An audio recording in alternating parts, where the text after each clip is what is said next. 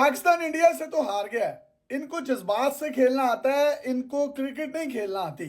मतलब पहले 25 ओवर्स में से आपने 16 ओवर डॉट खेले हैं, मतलब आपने सेंचुरी की है।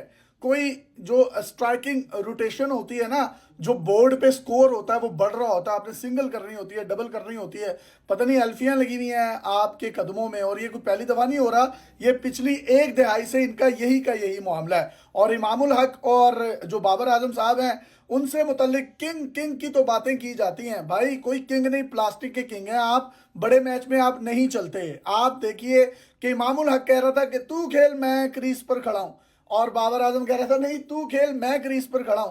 आपने पूरा पावर प्ले जो है उसको यूटिलाइज नहीं किया, और इतना प्रेशर डेवलप कर दिया अपने मिडिल ऑर्डर पर आने वाले बैट्समैन पर कि अल्टीमेटली क्या हुआ कि वो 23 स्कोर करके आउट हो गए हैं। और वो इमाम साहब जिनको फखर जमान का नेमुल बदल कहा जा रहा था, कोई चक्कर नहीं है। ये सब पर्ची प्रो मैक्स 512 GB पता नहीं कहाँ से ये तमाम के तमाम जो है ना, ये टीम के अंदर जो है वो लिए गए हैं। जबकि अगर पावर प्ले का इस्तेमाल देखना है, एग्रेशन देखना है, तो आप देखिए कि रोहित शर्मा ने कैसे छक्का लगाया है, खुलकर जिगरे के साथ खेला है। वो क्रीज से बढ़ बढ़ कर खेल रहे थे, अग्रेसिव अटैकिंग क्रिकेट, जो कि 2025 की एक मॉडर्न क्रिकेट है, ये उसकी जरूरत थी, उसको उन्होंने पूरा किया है। फिर उसके बाद वो शुभमन गिल जो है, उसको अगर आपके एक एक एक वो स्पिनर ने आउट कर लिया है, और उस वक्त आउट किया है जब जख्म मिल गए हैं, और वो खड़े होकर उनको यूं यूं यूं कर रहे हैं।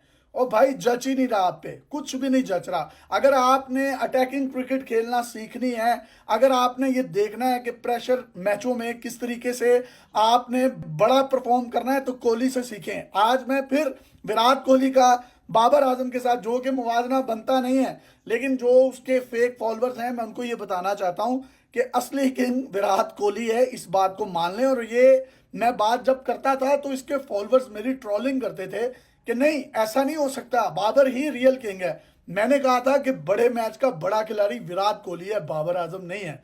मतलब आप बाबर आजम से एक्सपेक्टेशंस ले रहे हैं। फिर मोहम्मद रिजवान जो हमारा कप्तान है, क्या उसके अंदर कोई लीडरशिप या इस तरह की कोई रहनुमाओं वाली कोई कोई आपको कर्ज नजर आया? नहीं नजर आया।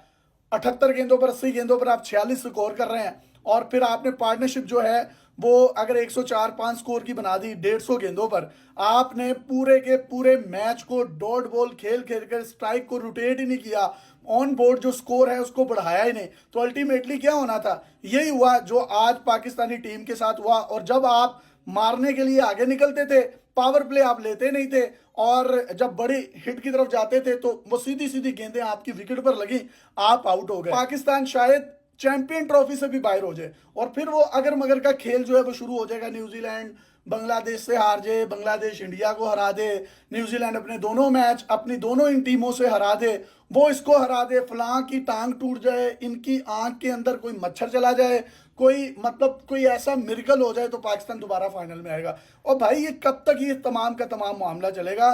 पाकिस्तान के क्रिकेट के स्ट्रक्चर को बेहतरी और बेहतरीन करने के लिए इसकी एक दोबारा रिवीजन की जरूरत है। जितने पर्ची माफिया इसमें सिफारशिए भर्ती किए हुए हैं, और इस तरह के प्लेयर्स भर्ती किए हुए हैं को शायद जिनको किसी क्लब क्रिकेट में भी ना खिलाया जाए, उनकी छांटी का वक्त आ चुका है। हम एक तरफ तो ये कहते हैं कि जो भारत है वो आईसीसी के इतने कंट्रोल में है कि जो बीसीसीआई कहता है आईसीसी वही करता है। तो जनाब अगर आप इंडियन क्रिकेट टीम के खिलाड़ियों को देखें तो वो तमाम के तमाम वर्ल्ड क्लास प्लेयर हैं। आप उनके टैलेंट पर किसी किस्म का कुछ समझौता या उंगली नहीं उठा सकते।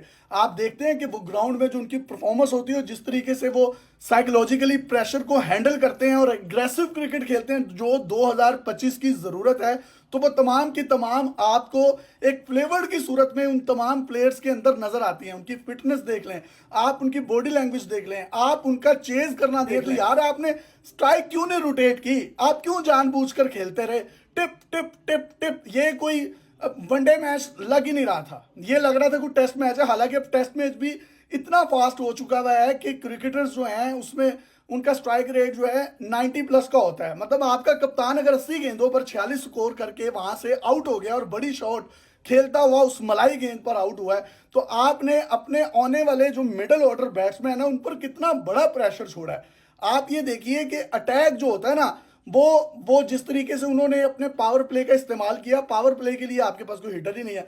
फॉर एग्जांपल अगर यहाँ पर फखर जमान साहब भी होते, अगर वो आउट हो जाते, तो फिर आपके पास क्या था? आपके पास कोई चॉइस ही नहीं है, आपके पास कोई प्लेयर ही नहीं है, आपके पास कोई ऐसा कोई नेमल बदल नहीं है कि अगर एक खिलाड़ी आपका इधर से उधर हो जाए तो उसकी जगह पर आप उसकी टक्कर का कौन सा खिलाड़ी टीम के अंदर शामिल करेंगे। अगर आप इंडिया की बात करें, उनका एक कोई भी प्लेयर, वो स्पिनर हो, वो फास्ट बॉलर हो, पेसर हो, मीडियम फास्ट हो, या मतलब कोई ऑलराउंडर हो, अगर आप उसको निकालें तो ईंट के नीचे से आपको उसके अल्टरनेटिव प्लेयर्स मिलते हैं। ये किसी भी टीम के अच्छा या बुरा होने की सबसे बड़ी, मैं ये समझता हूँ कि निशानदेही होती है। इमामुल हक साहब जो हैं, इनको 30 लाख रुपए खर्च करके दुबई भेजा गया, और भाई उनका स्कोर कितना है?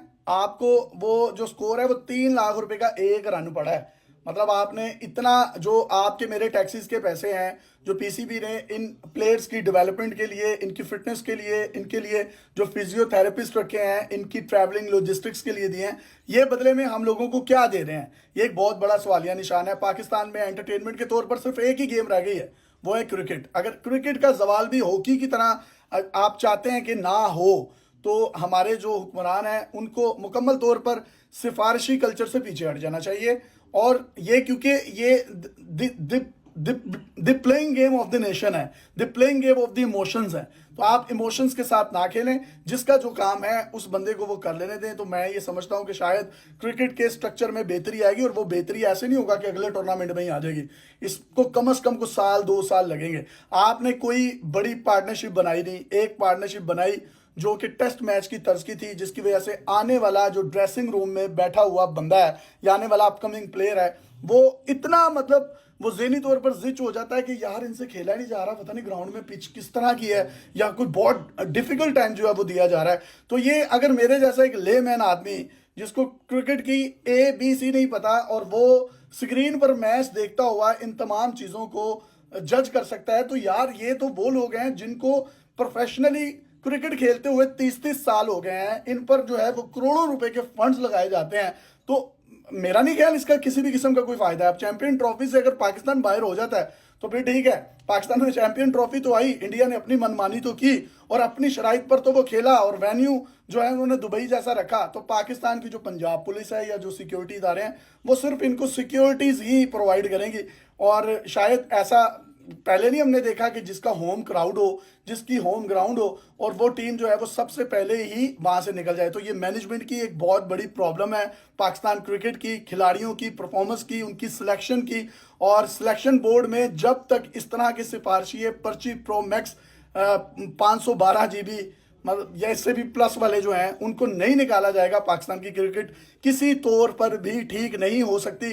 नो डाउट इंडिया ने बहुत अच्छा गेम खेला है और इंडिया डिजर्व करता है कि ये उसको जीत जाए। हमने ये देखा था कि वर्ल्ड कप या चैंपियन ट्रॉफीज के जितने भी बड़े बड़े मैचेस होते हैं उसमें पाकिस्तान की परफॉर्मेंस, मैं आज से 10 साल पहले की बात कर रहा हूँ, बहुत आगे थी। जब वसीम अकरम, वकार यूनुस, इमरान खान या मतलब इंजमामुल हक, मोइन खान, राशिद लतीफ या इस तरह के आकिब जावेद जैसे प्लेयर्स जब खेलते थे। अब जब से हम पिछले 10 सालों से मैच देख रहे हैं, मुझे तो कोई मैच नहीं ऐसा याद पड़ता जो पाकिस्तान ने जीत लिया हो, सिवाय वो एक जिसमें मोहम्मद रिजवान और बाबर आजम ने एक पूरी पार्टनरशिप लगाकर स्कोर चेज कर लिया था। वो भी कोई अल्लाह की बीच में हमारे साथ कोई मदद ही शामिल हाल थी। लेकिन ऑन ग्राउंड अगर हम स्पोर्ट्स एक्टिविटीज या उस गेम पॉइंट ऑफ व्यू से बात करें तो हमें किसी किस्म की कोई गेम नजर नहीं आती, हमें किसी किस्म का कोई स्पोर्ट्समैन स्पिरिट नजर नहीं आता। हमें क्या नजर आता है, सिर्फ अपना इंडिविजुअल खेलना है, अपनी 50 खेलनी है और 50 भी इतनी गेंदों पर करनी है कि आने वाले खिलाड़ी के लिए इतना बर्डन बन जाए। अपनी जो जगह है वो टीम के अंदर पक्की रखनी है। आप एज एन टीम नहीं खेल रहे, कलेक्टिव आपकी किसी किस्म की कोई परफॉर्मेंस नहीं है, इंडिविजुअल परफॉर्मेंस है, और वो always leads to disappointments to the fans जो एक क्रिकेट लवर है उनके लिए। तो बड़ा अफसोस हुआ है, अफसोस ही कर सकते हैं। कॉन्ग्रेचुलेशन इंडिया, खुश रहें, आपने बहुत अच्छी जो है ये गेम खेली, आप डिजर्व करते हैं इस जीत को।